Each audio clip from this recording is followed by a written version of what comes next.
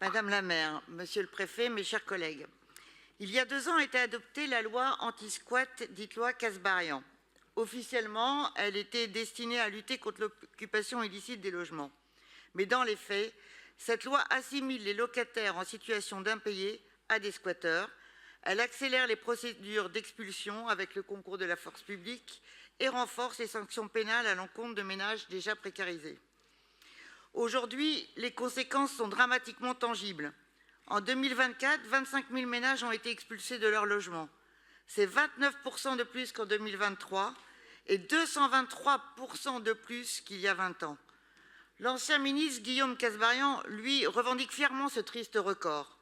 Ce qui devrait être un motif de honte, pour lui, devient une médaille. Mais si la honte ne tue pas, les expulsions, elles, oui. Il y a un mois, à Fécamp, Daniel, 76 ans, expulsé de son logement, s'est suicidé au moment de l'arrivée de l'huissière et de la police nationale. Vivre à la rue tue également. 350 000 personnes sont sans domicile en France, dont 3 500 à Paris. En 2024, 912 personnes sont mortes à la rue dans notre pays.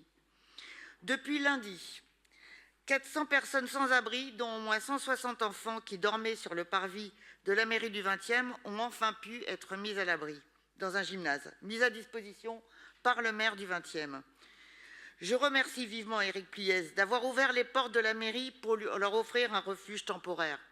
Je souhaite également saluer la mobilisation citoyenne exemplaire qui, aux côtés d'Utopia 56, a permis cette mise à l'abri.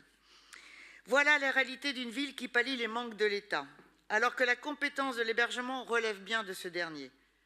Paris résiste, autant qu'elle le peut, à la catastrophe sociale. Le travail de la collectivité atténue et retarde les expulsions. Je pense au développement du logement social, au maintien de l'encadrement des loyers, mais aussi aux nombreux dispositifs mis en place pour prévenir les expulsions. L'assurance habitation municipale, la charte parisienne de prévention des expulsions signée avec l'État afin de coordonner les acteurs institutionnels et associatifs pour maintenir les familles dans leur logement, le fonds de solidarité logement et les aides Paris Logement, et l'accompagnement du KSVP présent dans tous les arrondissements.